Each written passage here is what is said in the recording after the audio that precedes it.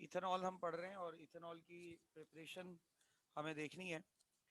और इथेनॉल की प्रिपरेशन में बेटा जो हम मेथोडोलॉजी का यूज करते हैं, ये एक इसको हम कहते हैं biochemical process. It is done by biochemical process. ये बायोकेमिकल प्रोसेस के जरिए होता है।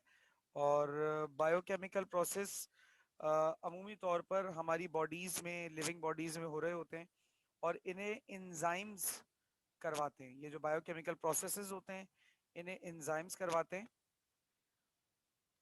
ठीक है। What are enzymes? Enzymes are called as biocatalyst. Biocatalyst बेटा, कैटलिस्ट एक ऐसा सब्सटेंस होता है जो किसी भी रिएक्शन को स्पीड अप या स्पीड डाउन करता है।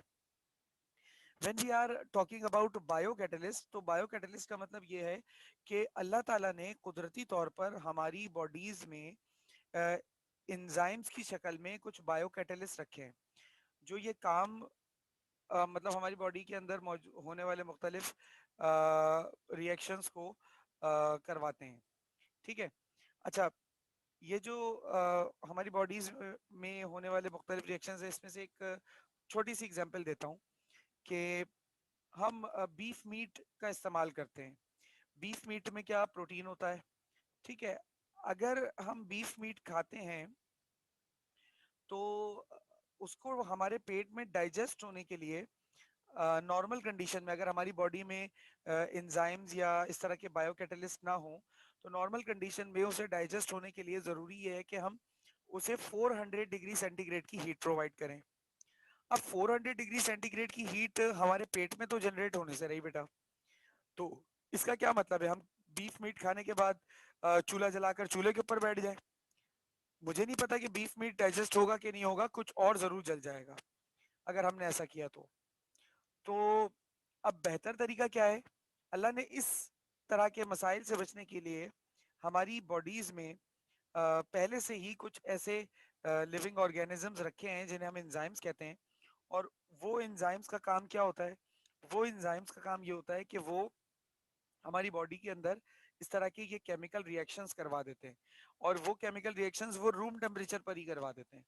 तो एंजाइम्स का बेसिकली ये फंक्शन है। अब इथेनॉल की प्रिपरेशन बायोकेमिकल प्रोसेस के जरिए होती है और इसे करवाने वाले बायोकैटलिस्ट होते हैं। अच्छा, अब बायोकैटलिस्ट से जो इसके रिएक्शंस है, जरा इसको समझने के लिए हमें देखना है कि किस तरीके से होता है। फ्रॉम स्टार्च, इथेनॉल की preparation by means of starch. Starch क्या होता है? कोई मुझे बता सकता है, किसी की नॉलेज में हो अगर?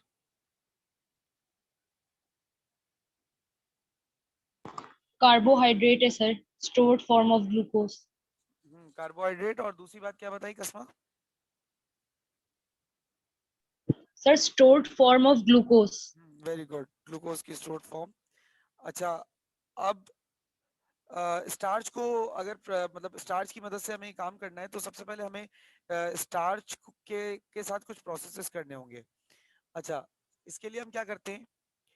हम यूज करते हैं दी क्रश स्टार्च। अच्छा, ये स्टार्च हमें हासिल कहाँ से होता है?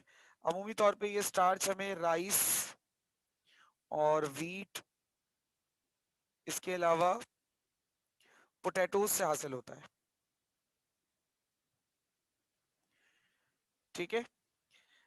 हम स्टार्च को लेकर इसको स्टीम करते हैं। स्टीम यानी कि इसको हीट करते हैं, गर्म करते हैं। स्टीम करते हैं तकरीबन बेटा 140 डिग्री सेल्सियस से लेकर 150 डिग्री सेल्सियस तक, अंडर प्रेशर, हाई प्रेशर पर ये काम होता है।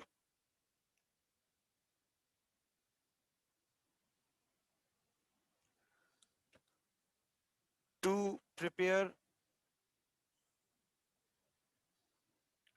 Starch solution. और इसके नतीजे में क्या होता है? स्टार्च सॉल्यूशन बन जाता है।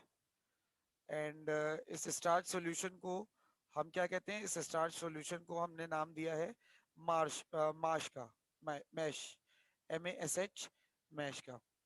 ठीक है। ये सबसे पहला अमल होता है अल्कोहल की प्रोडक्शन में। उसके बाद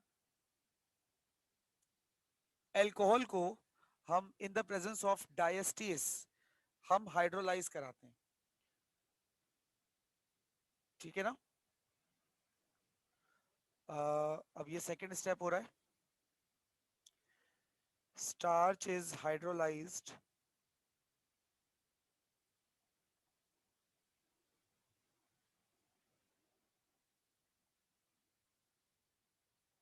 starch is hydrolysed to maltose. Starch को हम हाइड्रोलाइज करके क्या बना देते हैं, माल्टोज बना देते हैं, ठीक है। अच्छा, ये माल्टोज का जो बनाने का अमल है ये कौन करवाता है, ये करवाता है by the effect of diastase.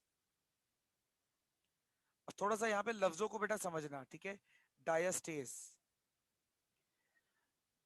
Maltose क्या है, maltose is a type of sugar, ठीक है। माल्टोज क्या है, it is a type of sugar.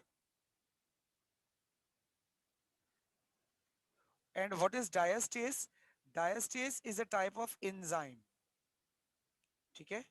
Diastase is a type of enzyme जो हमारी बॉडी में होते हैं, ह्यूमन बॉडीज के अंदर, लिविंग बॉडीज के अंदर, ठीक है ना। अच्छा, अब यहाँ पर आपने इसको हाइड्रोलाइज कराया इन the presence of diastase. Hydrolysis से पहले एक काम किया जाता है, हाइड्रोलिसिस इसको हम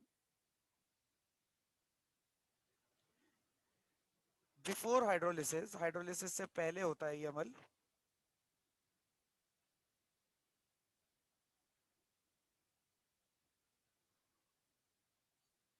स्टार्च जो है, स्टार्च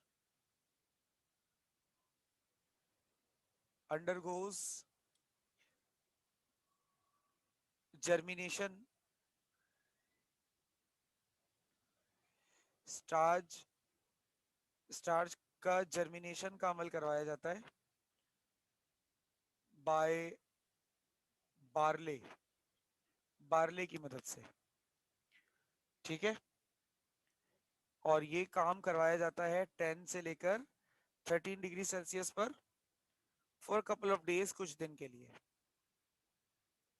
अच्छा, अब यहाँ पर इस प्रोसेस में हुआ क्या, देखो ये जो अभी मैंने पूरी दास्तान लिखी, अच्छा अभी तक जितने भी प्रोसेसेस हुए हैं मैंने उसमें इस तरीके से प्रोसेसेस की तफासील नहीं लिखी है, अभी यहाँ पे तफसील लिख रहा हूँ, तो इसका मतलब ये इंपॉर्टेंट है समझने के लिहाज से।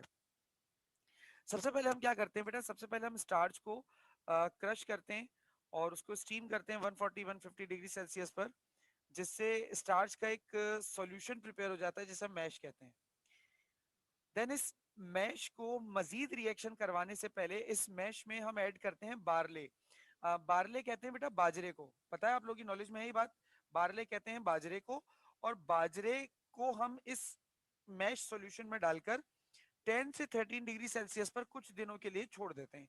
कुछ दिनों का मतलब कोई 12-15 दिन नहीं है, एक दो दिन के लिए मतलब बाजरा उसमें डालकर छोड़ देते हैं। अच्छा, इससे क्या होता है, इससे जर्मिनेशन हो जाता है। जर्मिनेशन का मतलब यहाँ पर आएगा बेसिकली कि जो आपका स्टार्च है वो माल्टोज में तो कन्वर्ट हो गया है, माल्टोज में कन्वर्ट होने के लिए जर्मिनेट होगा, यानी कि जैसे कह सकते हैं बायो में जर्मिनेट का मतलब क्या आता है, कोई मुझे बताएगा। मुझे ज्यादा क्या आता है, आई थिंक सो बढ़ना, बढ़ने का मतलब निकलता है जर्मिनेट से। सर सीड जर्मिनेशन के लिए इस्तेमाल होता है, मतलब सीड का पौधे में कन्वर्ट होना। हाँ, सीड का पौधे में, वही ना, सीड का पौधे में कन्वर्ट होना, बढ़ना बेसिकली।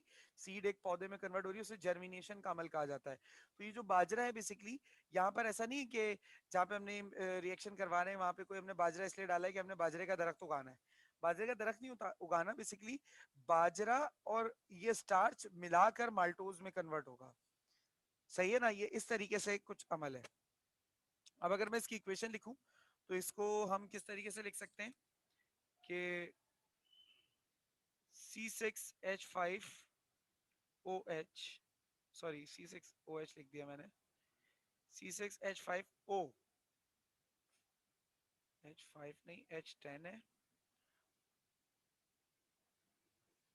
O5, और इसके नीचे मैंने N लगा दिया।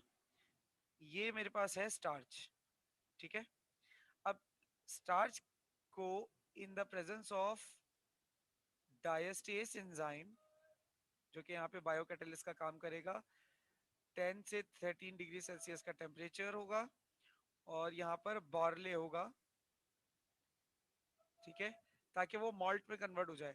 आप लोगों ने शायद बेटा सुना हो वो बेयर बेयर जो होती है, नॉन अल्कोहलिक बेयर, उसे हम जौ का पानी कहते हैं, सुना है आप लोगों ने? ये यस सर, माल्ट कहते हैं कुछ मॉल्ट ऐसे ही। कहते हैं ना, तो ये बेसिकली वो यही मॉल्ट क्रिएट कर रहे हैं हम अभी यहाँ पे, सही ना, हम वही मॉल्ट बनाने की कोशिश कर रहे हैं और इसमें हमने बाजरा इस्तेमाल किया है। वो जो जौ है वो बेसिकली बाजरा है, ठीक है। यहाँ पर अब ये हो गया आपके पास C12H22O11।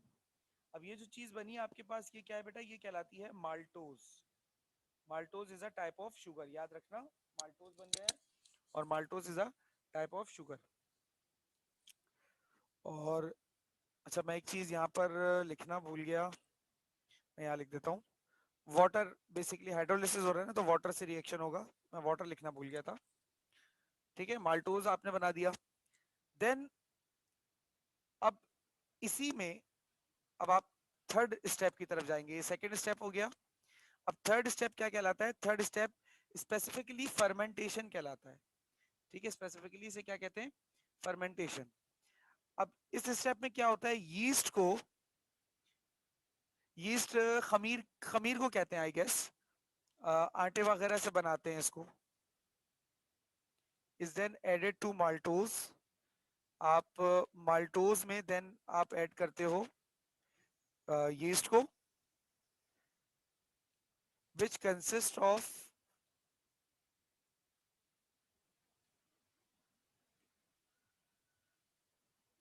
अच्छा यीस्ट हम क्यों डालते हैं?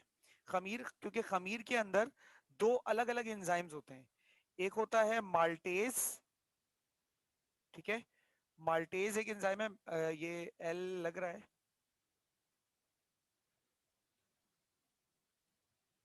माल्टेज एक एंजाइम होता है और दूसरा एंजाइम होता है माल्टेज एंड जाइमेस। ये दो एंजाइम्स होते हैं यीस्ट के अंदर, ठीक है। अब ये जो माल्टोज है C12H22O11, ये सबसे पहले तो वाटर से रिएक्ट करता है इन द प्रेजेंस ऑफ माल्टेज। यानी कि देखो, माल्टोज शुगर को हाइड्रोलाइज कराया जा रहा है बाय मींस ऑफ माल्टेज, याद रखना, माल्टोज को, ठीक है, हाइड्रोलाइज कराया जा रहा है बाय मींस ऑफ माल्टेज। जब आप इसे माल्टेज से हाइड्रोलाइज कराओगे तो आपके पास C6H12O6 बन जाएगा, जिसे आप ग्लूकोज कहोगे। और देन ये C6H12O6 जो ग्लूकोज यहाँ बना है, ये इन द प्रेजेंस ऑफ जाइमेस। अब अगला रिएक्शन जो है वो जाइमेस की सूरत में होगा, C2H5OH बन जाएगा, 15 से 20% तक बनेगा ये, और कार्बन डाइऑक्साइड गैस लिबरेट होगी। अब ये जो पूरा प्रोसेस हुआ, इस प्रोसेस का नाम है फर्मेंटेशन। फर्मेंटेशन का मतलब ही जेंटल बबलिंग होता है। अब आप इस प्रोसेस में अगर ध्यान दो तो यहाँ पर कार्बन डाइऑक्साइड गैस लिबरेट हो रही है, तो जिस लिक्विड में से ये कार्बन डाइऑक्साइड गैस लिबरेट हो रही है ना, उसमें बबलिंग होने लगेगी, बबल्स फूटने लगेंगे, बबल्स बनने लगेंगे। दैट इज वाई इसे आप यहाँ पर जो प्रोसेस है, इसको आपने नाम दे दिया फर्मेंटेशन का। Is that clear?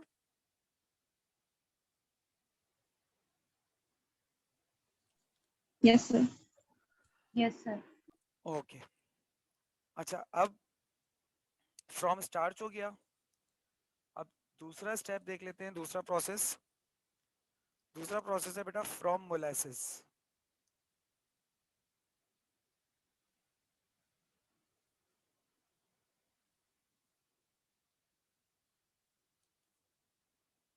ठीक है, मोलेसिस की मदद से आप ये बना लें।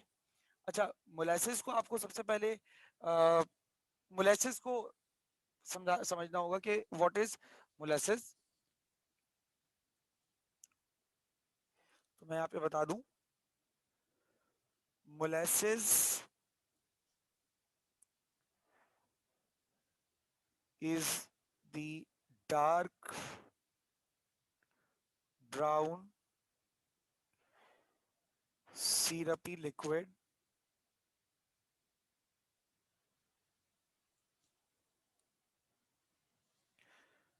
left after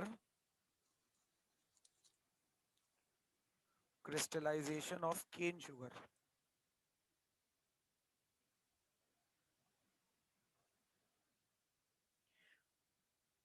जब हम गन्ने से चीनी बना लेते हैं तो आई डोंट नो इस बारे में आप लोगों को जानकारी है कि नहीं, लेकिन जब चीनी बन रही होती है तो वो ब्राउन कलर की होती है बेटा। जैसे आप इसको समझने के लिए ऐसे भी याद रख सकते हैं कि गुड़ का कलर ब्राउन होता है, और फिर मतलब पहले गन्ने से गुड़ बनता है, गुड़ से चीनी बनती है ना, तो गुड़ का कलर ब्राउन होता है, तो जब गुड़ से आप चीनी बनाओगे तो ऑब्वियसली उसका कलर भी ब्राउन ही होगा। देन बाद में वो उसके साथ मजीद कुछ क्रिस्टलाइजेशन के प्रोसेसेस किए जाते हैं, जिसके बाद वो चीनी, ब्राउन कलर की जो चीनी है, वो आपके पास जैसे अभी ट्रांसपेरेंट शुगर क्रिस्टल में कन्वर्ट होती है। तो जब वो शुगर अपनी उस ब्राउन कलर को खो रहा होता है ना, तो जो ब्राउन कलर होता है बेसिकली वो सिर्फ कलर नहीं है, बल्कि वो एक सब्सटेंस है जिसे आप मोलासिस कहते हो। जो ब्राउन कलर है, it is because of it molasses. ठीक है ना, ये जो ब्राउन कलर का डार्क सिरपी लिक्विड होता है, जो केन शुगर की क्रिस्टलाइजेशन के बाद हासिल होता है। क्रिस्टलाइजेशन का मतलब चीनी आपके पास बिल्कुल साफ सुथरी अब हो चुकी है। तो जब बिल्कुल साफ सुथरी चीनी होगी तो लाजमी सी बात है उसका जो ब्राउन कलर हटेगा, जो उसके ऊपर ब्राउन एक पेंट सा, एक कोट सा चढ़ा हुआ था, वो हटेगा। तो वो जो ब्राउन सा कोट है वो बेसिकली कहलाता है मोलासिस। क्लियर हो गई बात ये वाली? जी सर। अच्छा, यस। इस प्रोसेस में भी कुछ स्टेप्स है। सबसे पहले क्या होता है, molasses is mixed with water. Molasses जो है वो वाटर से मतलब वाटर के साथ मिक्स की जाती है इन द रेशियो 1:5। 1:5 के रेशियो में मोलासिस को पानी के साथ मिक्स किया जाता है। ठीक है। दूसरे स्टेप में क्या करते हैं मोलासिस के साथ, मोलासिस, सर यानी मोलेसिस का रेशो 1 होगा और पानी का 5 होगा, है ना? जी बेटा, जी बेटा, इज देन मिक्स्ड विद, उसके बाद ये जो मिक्सचर आपका यहाँ पे तैयार हो गया है, इसके अंदर मिक्स करते हैं ammonium sulphate, NH4 twice SO4। Ammonium sulphate इसमें मिक्स करते हैं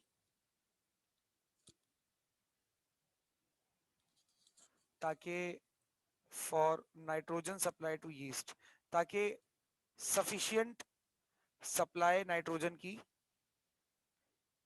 मिल सके यीस्ट को। ठीक है। After this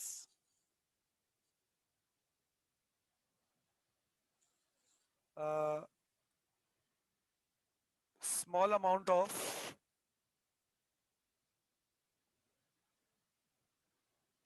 H2SO4 is then added to the mixture।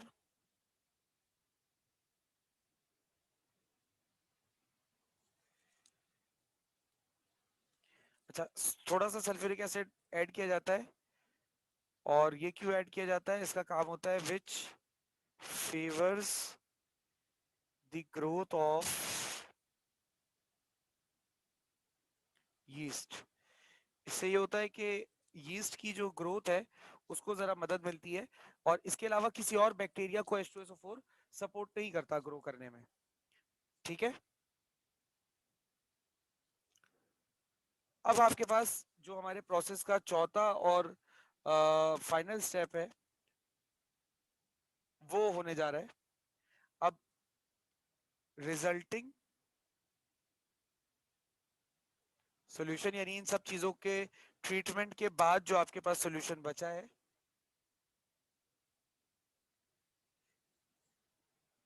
Is taken in a large tank, एक लार्ज फर्मेंटेशन टैंक कह लें या लार्ज टैंक कह लें, उसमें इसको लिया जाता है। And then yeast is added. Yeast को हम बाहर से ऐड करते हैं, ठीक है। और बाकी इसमें हमने जो चीजें ऐड की हुई हैं वो लाजमी सी बात है, H2SO4 ऐड किया हुआ है, तो H2SO4 जो है वो यीस्ट की ग्रोथ के ऊपर जो है वो मेहनत करता है और उसको वो ग्रो करवाने में मदद देता है। टू इट एट अ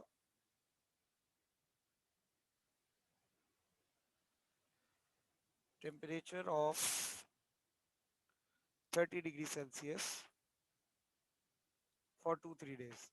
ये सब करने के बाद 2 से 3 दिन तक इसको आप ये सारी चीजें मिलाकर टैंक में खुला छोड़ देते हो, ठीक है। याद रहे इसे खुला छोड़ा जाता है। अब इस दौरान क्या होता है कि भाई ड्यूरिंग दीज डेज अब केमिकल रिएक्शन होगा। इन दिनों के दौरान एंजाइम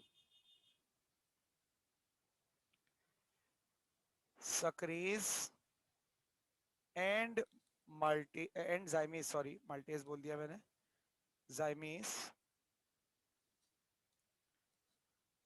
प्रेजेंट इन यीस्ट, जो यीस्ट में पहले से मौजूद होते हैं,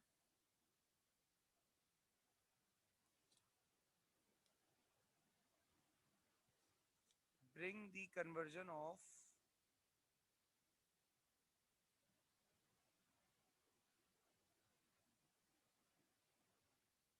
bring the conversion of sugar into, sugar से मुराद ये मोलेसिस की बात हो रही है, इथाइल अल्कोहल, ठीक है। अब अगर इक्वेशंस लिखूं तो इक्वेशन क्या होगी बेटा कि सक्रेज है आपके पास C12H22O11, ये कहलाता है सक्रेज, घर में इस्तेमाल होने वाली कॉमन चीनी, क्योंकि ये चीनी का ही बचा कुछ है ना माल्टेज जो है। और इसको हम वाटर के साथ ऐड कराते हैं सबसे पहले तो, और वाटर के साथ हमेशा याद रखना addition in the presence of sucrase enzyme होगा। जो एंजाइम जो जिस तरह का शुगर है ना उस तरह का एंजाइम होगा। देखो ऊपर वाले प्रोसेस में जब हमने वाटर ऐड कराया था तो ये माल्टोज था, माल्टोज थी ये, तो माल्टोज के साथ माल्टेज डाला, ठीक है। अब यहाँ देखो सक्रेज है तो सक्रोज है, सॉरी सुक्रोज कहते हैं इसको। अब ये यहाँ पर सुक्रोज है तो सुक्रोज के साथ सक्रेज डाला, जिस तरह की शुगर उस तरह का एंजाइम, ठीक है। तो नतीजतन आपके पास दो अलग अलग C6H12O6 दो अलग अलग तरह की शुगर्स बनेंगी जिनका फॉर्मूला एक जैसा ही होगा, आइसोमर्स होते हैं। ये बनता है बेटा, एक बनता है ग्लूकोज और एक बनता है बेटा फ्रक्टोज। फॉर्मूला एक जैसा है, आइसोमर्स होते हैं एक दूसरे के। अब C6H12O6 यानी कि जो ग्लूकोज फ्रक्टोज बना है, देन ये ग्लूकोज फ्रक्टोज जाइमेस एंजाइम की मौजूदगी में अल्कोहल में कन्वर्ट हो जाता है और कार्बन डाइऑक्साइड रिलीज हो जाती है। ये भी 15 से 20% बनता है। जहां पर अल्कोहल बनाने की इंडस्ट्रीज होती हैं वहां पे अल्कोहल के बनने के दौरान निहायत ही गंदी बदबू आ रही होती है, और इस गंदी बदबू की वजह जो है ना वो दो तीन है। एक तो ये इसमें एंजाइम्स इस्तेमाल हुए होते हैं बायोकैटलिस्ट, और ये चूंकि लिविंग ऑर्गेनिजम्स होते हैं तो they have a dirty smell. दूसरा ये जो पूरा प्रोसेस है ये फर्मेंटेशन का प्रोसेस है, जिसे हम आम लफ्जों में गलना सड़ना कह सकते हैं। तो बेटा जब कोई चीज सड़ती है खराब होती है तो उसमें से खुशबू तो नहीं आती, बदबू ही आती है मेरे ख्याल से। एक तो ये चीज हो गई। और दूसरी बात ये कि आपने शायद कभी इस चीज पर गौर किया हो तो नॉर्मली ये जो दुकान गन्ने के जूस वाले होते हैं, जो रोडों पे मुख्तलिफ जगहों पे ठेले लगे हुए होते हैं गन्ने के जूस वाले, आप अगर इनको गौर करो तो ये गन्ने का रस निकालने के बाद उसके छिलके को जमा करते हैं। मतलब एक इनके पास कूड़ेदान होता है, बड़ा सा बोरा होता है जिसके अंदर ये गन्ने का वो छिलका जमा कर रहे होते हैं। अब देखो पाकिस्तान में तो इतना महज़्ज़ब कोई भी नहीं है। मतलब हमारा तो ये होता है ना कि हम अपने घर में भी कुछ खा रहे होते हैं तो खिड़की से कचरा ऐसे उठा के बाहर फेंक देते हैं, जबकि घर में डस्टबिन है हमारे। लेकिन हम फिर भी ये जहमत नहीं करते कि उठ के डस्टबिन में चले जाएं। और अगर हम सुस्तुल वजूद हैं तो हम फिर भी ये नहीं करते कि हम चलो भाई अभी आपसे उठा नहीं जा रहा, आपको मौत आ रही है अभी उठने में, तो आप ये कि थोड़ी देर बाद उठ जाइएगा, जब आप उठे तो कचरा डस्टबिन में डाल दें। नहीं, केला खाया छिलका खिड़की से बाहर, पानी पिया बॉटल खिड़की से बाहर, जूस पिया डब्बा खिड़की से बाहर, ये हमारा एक सिस्टम है। तो जब हम माशाल्लाह से इतने मौजूद लोग हैं कि हम अपने घर का कचरा घर से बाहर फेंक देते हैं, तो वो शख्स तो रोड पे खड़ा है जो गन्ने का जूस निकाल रहा है, उसे क्या जरूरत पड़ी है उस कचरे को जमा करने की? वो कचरा बेसिकली इसलिए जमा होता है बेटा, क्योंकि वो जो शुगर केन का जो छिलका होता है ना, वो छिलका अल्कोहल बनाने वाली कंपनीज खरीदती हैं और उस छिलके से वो अल्कोहल बनाती हैं। क्योंकि ये जो मैंने आपका पूरा सेकंड मेथड लिखा है ना, ये वाला फ्रॉम मोलेसिस, ये मोलेसिस का पूरा अमल गन्ने के छिलके से होता है। ये पूरा जो अमल आप देख रहे हो ना, ये गन्ने के छिलके का अमल है। तो वो जो गन्ने का छिलका जमा किया जाता है, वो शहर को या माहौल को इर्द गिर्द से साफ रखने के लिए नहीं जमा किया जाता, बल्कि पैसे कमाने के लिए किया जाता है। सारी बात समझ में आ गई बेटा? कोई सवाल? सर ये लास्ट स्टेप में जो C6H12O6 है, ये ग्लूकोज फ्रक्टोज दोनों है या इनमें से कोई एक है? बेटा वैसे तो ये दोनों ही होते हैं, ठीक है, मतलब कोई एक नहीं होता। मैं ये नहीं कहूंगा कि इनमें से कोई एक होगा। दोनों ही जो है ना वो इस अमल में आगे बढ़ जाते हैं। तो सर हम दो मर्तबा नहीं लिखेंगे C6H12O6? आप इसको 2 मोलर लिख दो, उसका कोई इशू नहीं है। आप इसको यहाँ पर बल्कि 2 मोलर ही लिख दो। ये लो, चलो 2 मोलर लिख दो। बात वही है, बेसिकली जो ग्लूकोज फ्रक्टोज बनता है, ये पूरा ग्लूकोज या ये पूरा फ्रक्टोज जो है, ये कन्वर्ट हो रहा होता है। आप जब बताते हो तो अमूमी तौर पे एक इक्वेशन लिखते हो, वैसे तो दोनों ही जो है वो रिएक्शन में हिस्सा ले रहे होते हैं। सर यानी अलग अलग हिस्सा लेते हैं, एक वक्त में दोनों हिस्सा नहीं लेते? बेटा एक टैंक में जब प्रोसेस हो रहा होता है ना, तो मैं ये नहीं कहूंगा कि टैंक में एक वक्त में किसी एक मॉलिक्यूल का प्रोसेस है। टैंक में तो अगर मिसाल के तौर पे ट्रिलियन जिलियंस ऑफ मॉलिक्यूल हैं, तो एक वक्त में कम से कम लाखों मॉलिक्यूल का तो रिएक्शन हो रहा होगा। अब उन लाखों में से कितने ग्लूकोज हैं कितने फ्रक्टोज हैं ये हमें नहीं पता, लेकिन रिएक्शन होता दोनों का ही है। Okay sir. ठीक है। और जब डिकम्पोजिशन होगा, मिसाल के तौर पे 10 ग्लूकोज बने 10 फ्रक्टोज बने, तो 10 के 10 ग्लूकोज उस रिएक्शन से गुजरेंगे और 10 के 10 फ्रक्टोज भी उस रिएक्शन से गुजरेंगे। हाँ, सीक्वेंस में तब्दीली हो सकती है, चेंजेस हो सकते हैं, उसका मसला नहीं है। ठीक है। Yes sir, thank you. कोई बात नहीं बेटा। और कोई सवाल बेटा किसी का?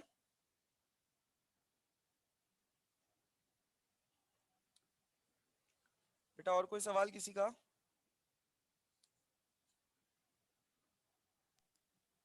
No sir sir. बुक में एक लाइन लिखी हुई है, rectified spirit contains 92 to 95% ethanol by weight.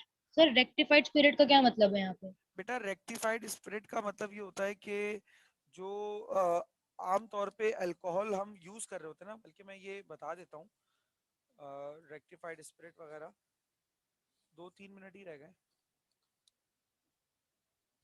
एक काम करो, अब बेटा हम कुछ बात कर लेते हैं इथाइल अल्कोहल की टाइप्स की, टाइप्स ऑफ इथाइल अल्कोहल।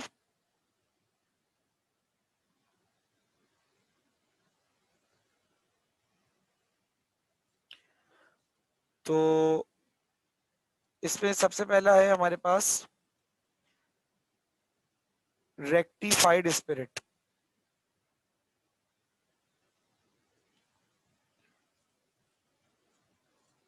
अच्छा, rectified spirit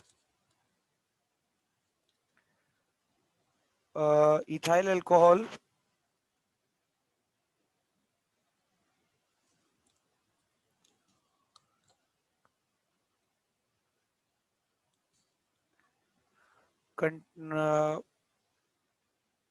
and water solution नहीं।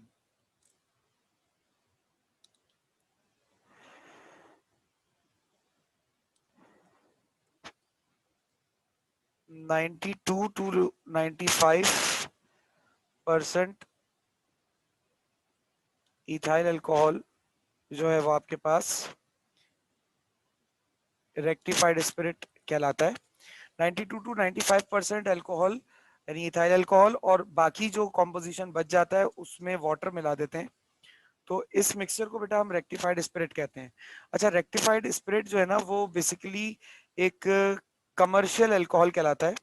आमतौर पे जिन इंडस्ट्रीज में अल्कोहल का इस्तेमाल हो रहा होता है किसी भी फंक्शन के तहत, तो वो प्योर अल्कोहल यूज नहीं करते बल्कि वो रेक्टिफाइड स्पिरिट का इस्तेमाल करते हैं, जिसके अंदर कुछ परसेंटेज वाटर की मौजूद होती है। तो rectified spirit is a type of alcohol, is a type of solution which is not 100% ethyl alcohol. It contains some impurity of water. Clear है बेटा? Yes sir. Yes sir. अच्छा, इसके बाद आता है आपके पास बेटा एब्सोल्यूट अल्कोहल। आमतौर पे अल्कोहल प्योर कभी भी बनता नहीं है, मतलब अल्कोहल के साथ थोड़ा बहुत वाटर की कॉम्पोजिशन रह जाती है। तो 100% प्योर अल्कोहल जो होता है ना उसे हम कहते हैं एब्सोल्यूट अल्कोहल। अब ये 100% प्योर अल्कोहल हमें मिलता किस तरीके से? हम इथाइल अल्कोहल के साथ, जिसमें हमें पूरा पूरा यकीन होता है कि इसमें वाटर मौजूद है, और चूंकि बार बार हाइड्रोलिसिस का अमल हो रहा होता है तो इसमें वही वाटर कहीं ना कहीं मौजूद होता है, इसके साथ कैल्शियम ऑक्साइड को डालकर यानी चूने के पत्थर को डालकर हीट करते हैं, तो उसके नतीजे में हमारे पास फॉर्म हो जाता है कैल्शियम हाइड्रोक्साइड। यानी कि जो कैल्शियम ऑक्साइड है जितना भी वाटर होता है ना, ये सारा का सारा वाटर खींच लेता है, कैल्शियम हाइड्रोक्साइड बना देता है, और इथाइल अल्कोहल जो फिर अब हमारे पास हासिल होता है, ये 100% प्योरिटी का इथाइल अल्कोहल होता है, और ये कहलाता है हमारे पास एब्सोल्यूट अल्कोहल।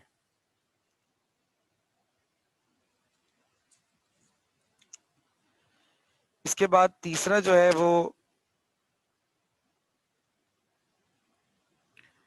कहलाता है डीनेचर्ड अल्कोहल।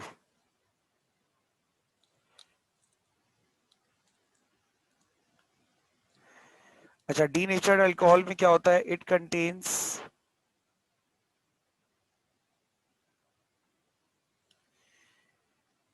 85% इथेनॉल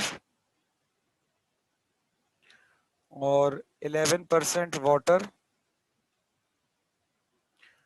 उसके अलावा 4% इसके अंदर मीथेनॉल होता है। अच्छा, ये जो डीनेचर्ड अल्कोहल होता है बेटा, इसका नाम एक और होता है, इसे हम मीथाइलेटेड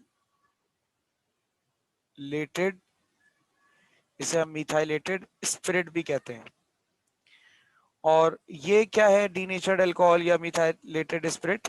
बेसिकली बेटा इस दुनिया में कहीं भी आप चले जाएं, एक स्टैंडर्ड रूल है, और वो रूल ये है कि कोई भी कंपनी जब अल्कोहल बनाती है और उसका इस्तेमाल करती है, तो इस्तेमाल होने के बाद जितना भी अल्कोहल होता है उसको उससे मतलब डिस्पैच करना होता है, डिस्कार्ड करना होता है। लेकिन वो अल्कोहल ऐसे डिस्कार्ड नहीं कर सकते बल्कि उस अल्कोहल को खराब करके डिस्कार्ड करते हैं, यानी उसे डीनेचर कर देते हैं, यानी कि उसकी जो भी खसूसियात हैं उसको डिस्टर्ब कर देते हैं। उसके लिए क्या किया जाता है? अल्कोहल में पानी मिला दिया जाता है और पानी के साथ साथ मिथेनॉल मिला दिया जाता है, तो जो इथाइल अल्कोहल की अपनी जो प्रॉपर्टीज होती है ना वो खत्म हो जाती हैं। तो इस तरह के अल्कोहल को हम कहते हैं डीनेचर्ड अल्कोहल, यानी कि अल्कोहल का सारा नेचर खत्म कर दिया आपने इस तरह की चीजें उसमें मिलाकर। बात समझ में आ गई बेटा सबको? यस जी सर। सर। अच्छा, अब मजीद कोई सवाल किसी को है तो वो पूछ ले, अदरवाइज मैं क्लास ऑफ करूंगा फिर।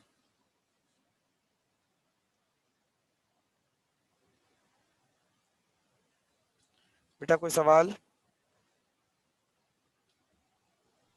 No sir. ठीक है बेटा, फिर बाकी बात इंशाल्लाह नेक्स्ट क्लास में करेंगे। और